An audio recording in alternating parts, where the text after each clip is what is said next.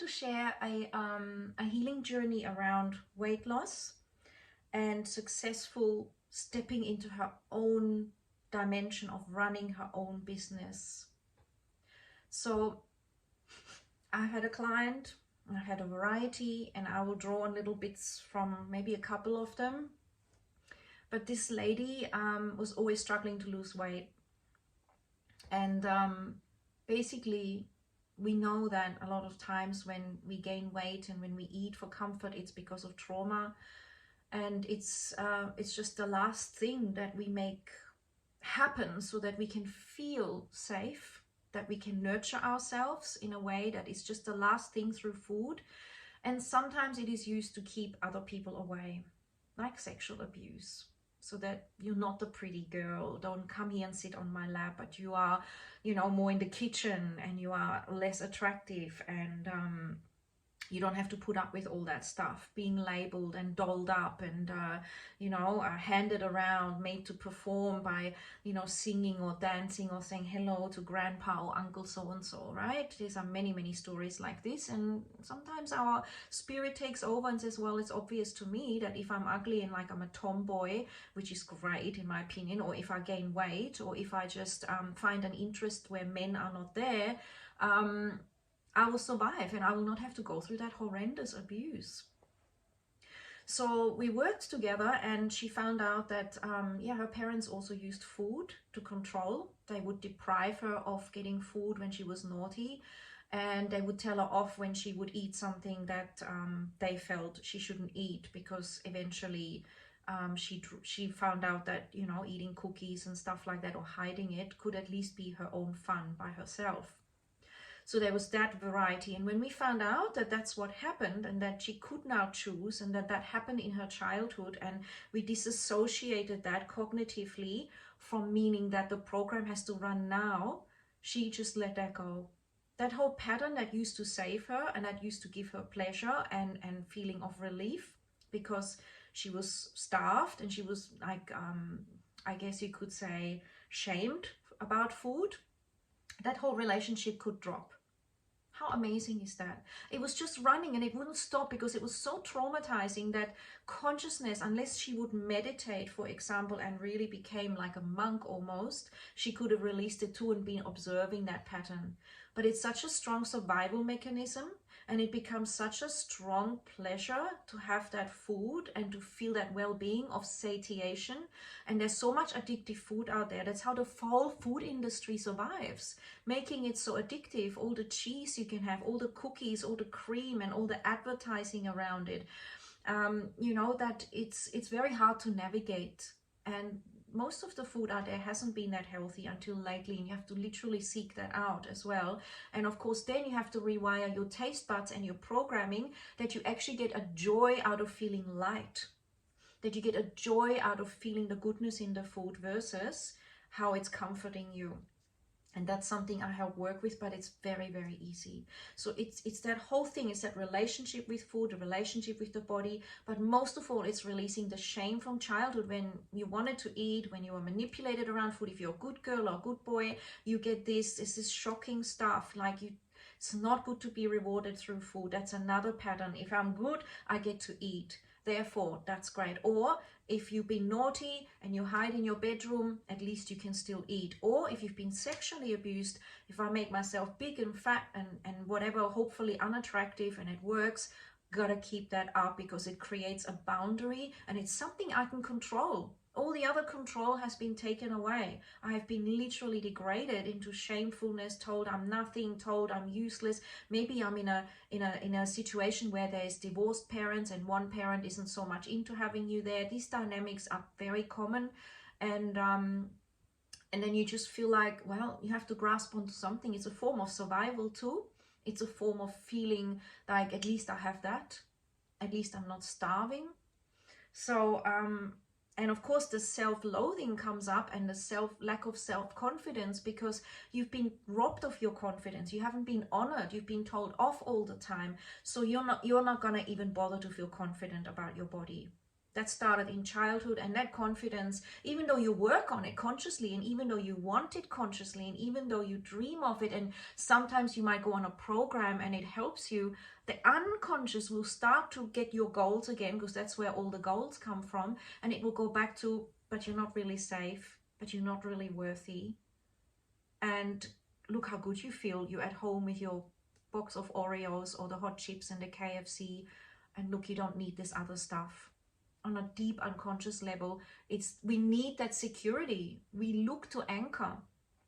So what I teach is usually, and I do this in all my classes and workshops, the grounding within, connecting back with the body and feeling stable within. When you feel stable within, it is easier to go on a fast or to change your diet and to actually connect with the sensations of the nutrition in the food, and to embrace being beautiful, desired, and also embrace the journey. It doesn't have to be instant. Enjoy being who you are first, whether you're voluptuous or whether you want to gain weight or lose weight. Enjoy who you are and connecting to your sacred body, and then allowing yourself to say, hey, we want to shift something. Let's play. And let's do this with ease and flow and joy. It's not about being serious and strict. It's about flow and trust and making it a journey, which is what life is about, which is what humanity is about. We're not a programmable robot. Yes, we're programmable, but as we program, we will have new experiences to adjust to. It's like a constant flow. It's like an art, a piece of art or a play or a cosmic unfolding. So we check a new program, and then we need another program to adjust, and we pull out one that doesn't work, which gets exposed. So remember, you can drop shame. Shame is the lowest frequency in the human consciousness scale. It's 25 out of 1,000 on the consciousness scale. So this will take you very low, and this will then attract more low frequency people and situations, and of course food that doesn't match higher frequency living. So we want to come out of that and go into self-care, self-love. Even anger in between is a great thing, you know. So I teach about that and how to go there and how to affirm that, breathe that in, that confidence and that vibration, how to envision it, and how to rewire those thoughts, how to choose from fresh, how to recognize that was the old, but on a deep unconscious level, not intellectually. Because when you understand it intellectually, that's awesome, and I meet many women like that, but it doesn't create a change. Because the moment you don't feel good, and the moment you go back into old habits, or you're not feeling so good, the unconscious takes over and will create that same habit again. So it's really about becoming very conscious by lifting yourself up. And I'm here to help you lift up, to support that journey, and then make those new choices. It's a bit like you want to reach, you know, say an island, and you keep looking at it and you keep thinking how to get there, and you know you could swim there, but I'm kind of the boat that helps you to realize how you can get there, and then from there you can build your own boat and go back and forth. It's that bit of support to empower you, to help you remember that you are amazing, creative, beautiful, unique, and that we've all been through trauma, which is why we have certain blockages until we release them. And they can be released in one session, yes, but usually it's more gentle to have a program of 3 sessions, because it's, again, you might release one thing, but another box will open up, and it's really good to make it holistic. What do I do now? Do I change my cupboard? Do I change my wardrobe? What affirmations can I use? What yogic home practice can I have to sustain that? Now that I want to build my business, wow, who do I want to be, and how do I embody that version of myself, right? Because as you thrive, you will want more and more. And that doesn't mean you're greedy. No, it means you're naturally blossoming. It's like a flower. It doesn't start to blossom like this and then stops and goes, well, that's it. We have a natural human inbuilt passion to grow, to thrive, to know who we are, to blossom, and to affect others to blossom, and to know that we are unique, and to really honor our unique journey. So I'm going to offer this year, not this year, for 2022, a really new program.